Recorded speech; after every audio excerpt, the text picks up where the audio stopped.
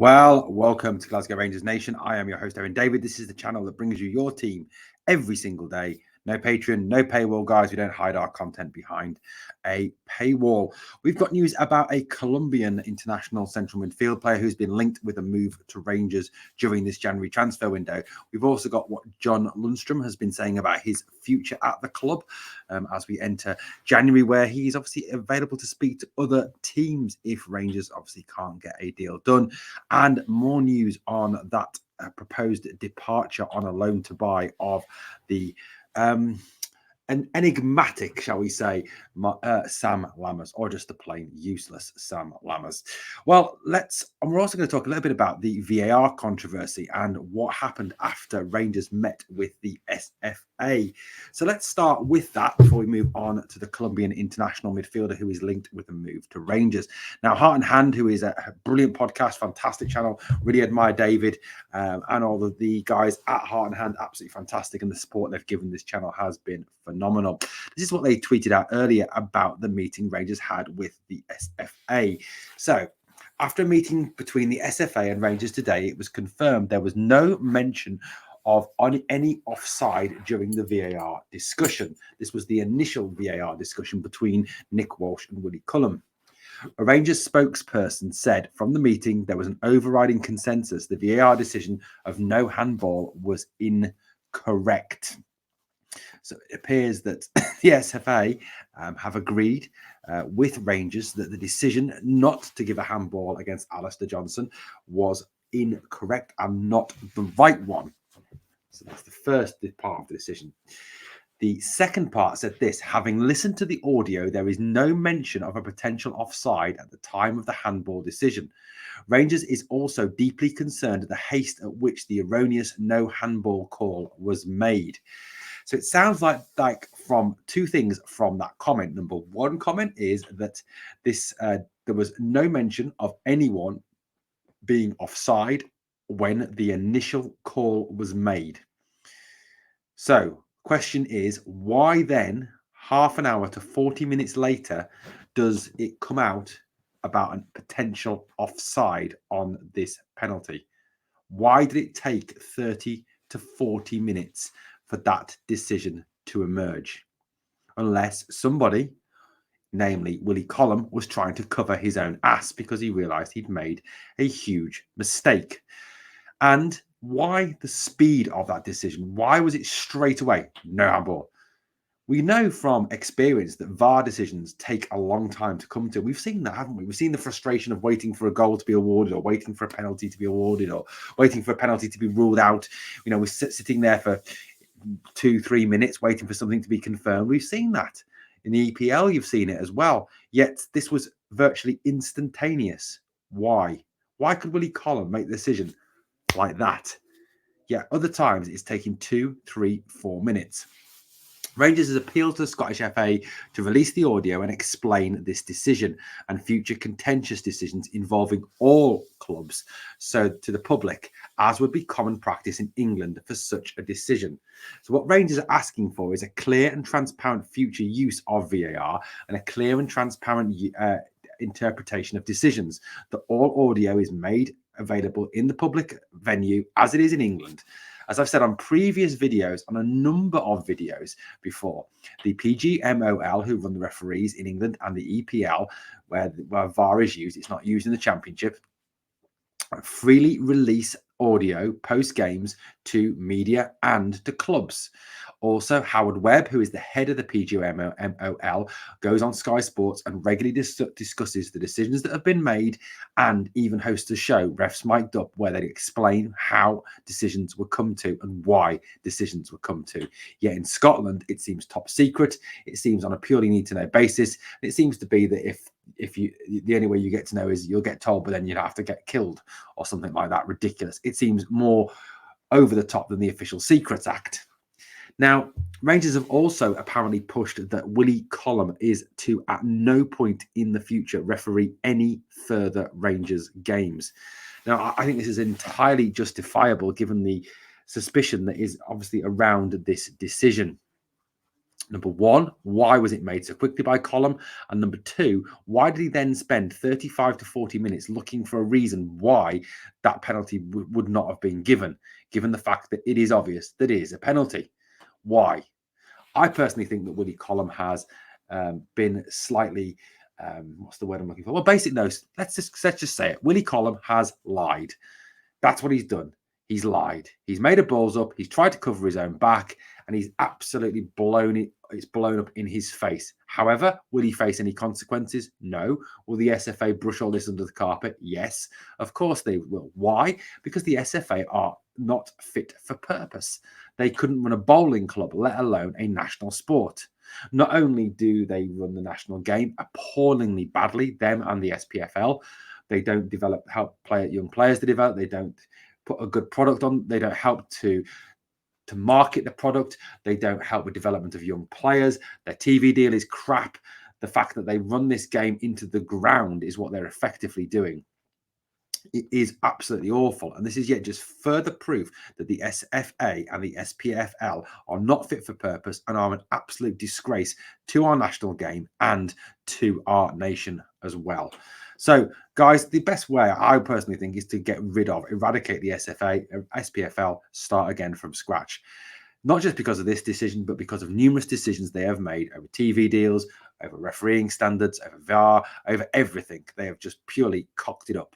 And as for Willie Collum, the guy should be banned from ever refereeing another professional football match. He has proven that he is A, not fit to do so, B, does not have the knowledge, and C, allows his club biasness, e.g. his love of Celtic Football Club, to overcome his ability to make a neutral decision. He is clearly a liar and a cheat. Right, so let's move it along a little bit. Let's get off that horrible Willie Collum, old Gollum himself, and let's talk a little bit about a potential signing for Rangers. We love a potential signing, don't we? We love a bit of that, the old transfer room with the transfer reports, and we are in silly season. We are in the month where it is going to come out, where every man, his dog, his goldfish, his hamster, his chicken, and his elephant are going to be linked with the club.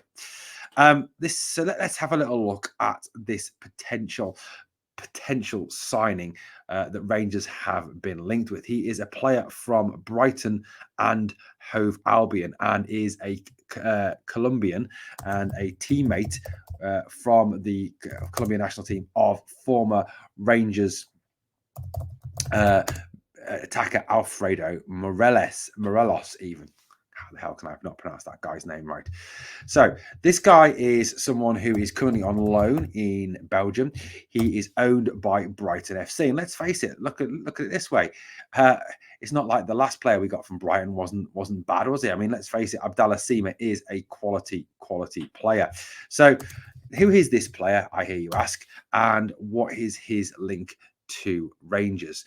Well, the guy in question is called Alzate, I think his name is pronounced.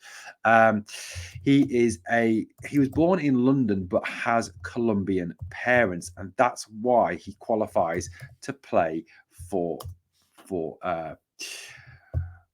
Colombia. So his actual full name, let's get his full name right, and let's get a picture of him up so you can see him. Here he is here. This is him with Brighton. Like I said, he's currently on loan in Belgium. His name is Stephen Alzate, spelled Alzate. He is a 25-year-old central midfielder who made his debut for Colombia in 2019 against Peru. Has played with Alfredo Morelos. He started his career with Leyton Orient before being signed by Brighton. Obviously, Brighton are one of the clubs that operate and use the player trading model exceptionally effectively by finding these young players, developing them, and then selling them on for a profit. He was signed by Brighton in 2017, but has been unable to nail down a regular first team place. He's had loan spells at Swindon. He's also had loan spells at Standard Liège as well. And apparently, obviously, Standard Liège are a club that Philippe Clement knows well, and obviously has links with, and can obviously help people that he knows in the Belgian game, that he can get a good sort of handle on Alzate. he is apparently being monitored by Rangers. This is according to DH Les Sport, who are a Belgium publication, and is very, very much a case of the fact that he could well be a player that Rangers could bring into the club. Let's have a little look at some facts and figures about him. So he was born in London, even though he is a Colombian international. He's just short of 6 foot. He is a midfield player. He's right-footed. His contract expires with Brighton on the 30th of June 2024. So he isn't going to cost an arm and a leg, as he is out of contract in the summer. And like I said, he is currently on loan at Standard Liège in Belgium until the end of the season. What else do we know about him? Well, he can play in a number of positions: attacking midfield, centre midfield, and he can also play out wide. In terms of his statistics this season from the Jupiler Pro League, he has made 11 appearances for Standard Liège. He is currently out injured with a high ankle sprain. That was from a impact injury, not from a weakness there or a muscle injury. Don't worry, guys. I know what you worry about when it comes to Rangers signing players. It's not another sick note. It is genuinely a player who has got quite a good record as regards injury. He scored 1 goal with 2 assists, so 3 goal contributions in 11 games, 79% of the starting 11s this season, 76% of the minutes, and 19% goal contribution for Standard Liège. This is his club career. So he has actually made 51 appearances for Brighton, scoring 3 goals with 2 assists. He has made 41 appearances for Standard Liège on loan in total for 4 goals, 7 assists to 11 goal contributions in 41. He's also played for Brighton's under 23s. Spent a season on loan at Swindon, where he made 26 appearances, scoring 3 and assisting 4. Leyton Orient, where he started his career, 12 appearances, 1 and 2, and has made 43 Premier League appearances and 35 Jupiler League appearances as well. So a midfielder who could come in, could form part of that too, very much sort of that battling midfield player with good distribution. So certainly an interesting name to keep an eye on. So that name just again for you, so that you can keep an eye out for that name coming up again and see what else comes about him. His name is Stephen Alzate. Alzate. Anyway, there you go. He actually played for Brighton against Chelsea as well. So has played to a high level. So certainly someone who I think could come in and really add something to this squad, especially given the injury history around some of our central midfield players. So keep your eyes open. Let me know what you think of this player. Is he a potential? Is he someone you'd like to see arrive at our club? Okay, so next, let's move on and talk about someone whose contract is up. Well, it will be up at the end of the season. Now, as we know, in January, the players who are out of contract at the end of the season, the likes of Borna Barisic, John McLaughlin, Kemar Roof, don't know who's going to want him other than medical science, John Lundstram, are actually allowed to speak to other clubs. But there is a lot of rumours going around that, obviously, given the fact that John Lundstram has been in fine form under Willie Collum and has really improved under Clement, and that Clement sees him as being a leader on the pitch and a leader off the pitch as well, that he's certainly someone that Clement would want to retain. Now, Lundstram has been speaking to the media as regards his future at Rangers. Now, we all know that, you know, that John Lundstram is someone who actually loves the club. He loves playing for Rangers. You know, he really does enjoy his time here. But so what has he had to say about his club, about his time at the club? Now, he talked very much about the fact that, you know, in terms of the contract, in terms of his contract negotiations, that was, you know, the club know what he wants. He knows what the club wants. And it's very much a case of the fact that it is now very much down to that discussion, something Willie Collum has talked about. Willie Collum also talked about the fact that he knows and he's quite clear to John Lundstram what he wants to happen. Now, like I said, Lundstram is certainly someone who has never, ever shied away from saying and telling it as it is. He said recently, "I've never shied away from saying how much I love the club and I would love to stay, but it's obviously between me and the club to sort it out. I hope so. I hope so. It's in the pipeline, of course, but that's between me and the club. But I would love to stay." So it seems like there is ongoing negotiations between the club and John Lundstram over a new contract. Now, I know this is is something that divides the fans again. I put a tweet out on X the other day, or an X out on X the other day. I don't know whatever you want to call it. And it was very split. There was a lot of fans who were desperate for Lunny to stay, even some that wanted him to be a captain, others that wanted him cleared out with the rest of the old guard and a complete rebuild taking place. Now, I'm someone who has, in the past, criticised John Lundstram on his displays and, criticised the fact that at times he slows the game down and he can lose the ball. His second touch can be a tackle.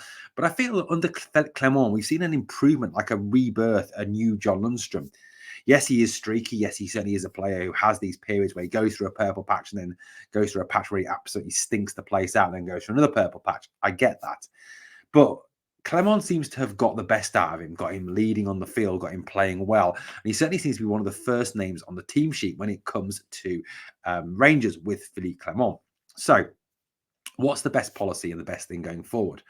Look, I don't want to be in a situation where we're constantly allowing players to leave, constantly losing players on a free transfer, like Morelos, like Kent, like Hollander, like Scotty Arfield, all players we could have got money for.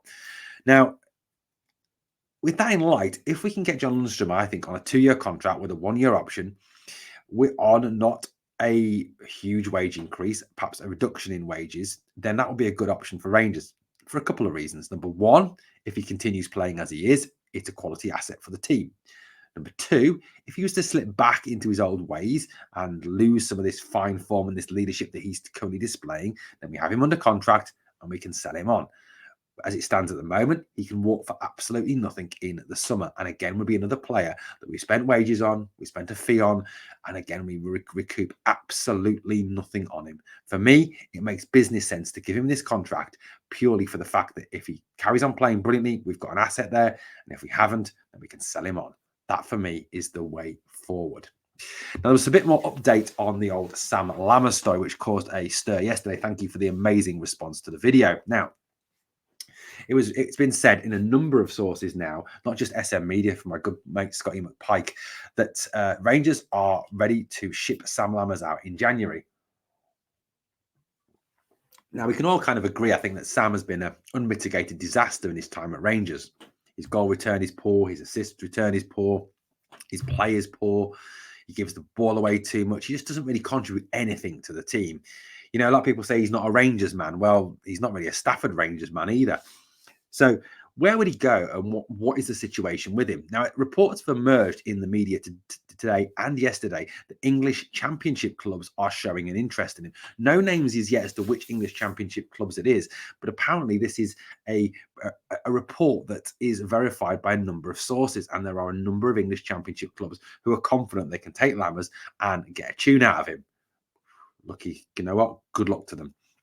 I personally think that, again, if this is something we can pull off in January, that it must be done, because this guy has failed quite spectacularly at the club, whether it is he isn't handling the pressure and the atmosphere of playing at Ibrox, whether he doesn't fit the system.